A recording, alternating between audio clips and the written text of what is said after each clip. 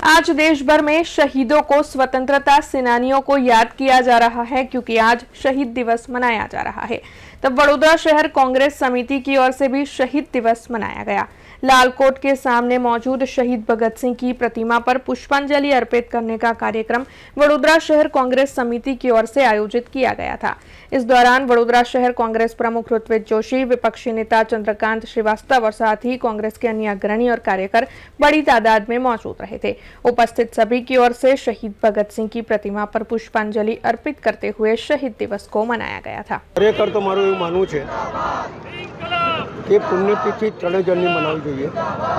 ભગતસિંહ, સુખદેવ અને રાજગુરુ ત્રણેયને આ દેશ માટે પ્રાણોની આહુતિ આપેલી। सरफरोशी की तमन्ना अब हमारे दिल में है, देखना है जोर कितना बाजुए कातिल में। शहीद भगत सिंह नानपणथी ज आज़ादीनी लड़ाई माटे प्रेरित थया, कारण के एमना बाप, एमना काका बधा ज लोको आज़ादीनी लड़ाई में जोतरायेला हता। कहे छे कि 9 वर्ष के 10 वर्षनी उमरमां एमना फाधर आंबा रोपता था અને આંબાની ગુટલી જ્યારે રોપતા હતા ત્યારે એમના બાપાને એમને પૂછ્યું कि तुम ये आम की गुटली क्यों लगा रहे हो? तो बोले बड़ा हो के बहुत सारे आम आएंगे, फल होंगे। ये बात एमना दिल में लागी गई। घरे जईने घरे बंदूक पड़ेली हती, ये जमीन में गाड़वा लाग्या। एमना बापाए पूछ्યું कि क्या कर रहा है? फिर एमने कीधुं कि एक बंदूक लगाऊंगा तो बहुत सारी बंदूकें पेड़ पे उगेगी। क्रांति तरफ नानपणथी जोतराई जવું, आज़ादी की लड़ाई लड़ना, मन में बिठा लेना। અને જલિયાવાલા બાગ જ્યારે થયું ત્યારે એમને પ્રણ કરી લીધેલું કે અંગ્રેજો સે મેં બદલા લેકે રહુંગા। આઝાદીની લડાઈ ચાલી, આખા દેશને જ્યારે જગાડ્યો, આખા દેશને એક બોમ્બ વિસ્ફોટ કરીને ઇન્કલાબ જિંદાબાદ, એ ઇન્કલાબ જિંદાબાદ આ દેશને એક નવી પ્રેરણા આપતો, નવી શક્તિ, નવી ઉર્જા કે આખો દેશ જાગે અને આઝાદીની લડાઈમાં જોતરાય। ये एमनी भावना, ये एमनी ताकत। एमने खबर थी कि मैंने फांसी थी गई, कारण के अंग्रेजों को ये छोड़ता न था।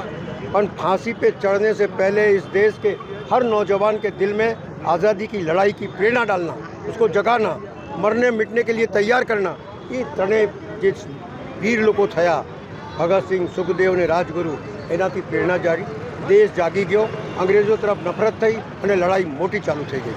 ये भगत सिंह ने हूँ सतत नमन करूँ छूँ અને એનાથી એની પ્રેરણાથી જાગવાની જરૂર છે। કોઈ દબાવે તો દબાવવાની જરૂર નથી, જૂઠું બોલે તો સત્યની સાથે લડવાની જરૂર છે। લોકો ચૂપચાપ બેઠા છે, પણ આઝાદી એવી રીતે નહીં મળી। અનેક લોકોએ લાઠી ખાધી, ગોલી ખાધી, ફાંસીના માછડા પર ચડી ગયા, દેશને જગાડ્યું, નફરત પર પેદા કરી અંગ્રેજો તરફ। આ રીતે જે રીતે અન્યાય થઈ રહ્યો છે, જે રીતે લોકોને દબાવવાની કોશિશ થઈ રહી છે, फिर से भगत सिंह बनने की ज़रूरत है। દરેકને પ્રેરણા લેવાની જરૂર છે, કોઈનાથી જરૂર નથી। આ દેશ વીરોથી આઝાદ થયું છે અને વીર ગતિએ પ્રાપ્ત થયા છે, તોય છતાં ડર્યા નથી। એવી રીતે આપણે પણ દરેક અન્યાય સામે લડવું જોઈએ એવું મારું માનવું છે। हमसे जुड़े रहने के लिए हमारे YouTube चैनल को सब्सक्राइब करें और नई वीडियो की नोटिफिकेशन के लिए बेल आइकॉन को दबाएं।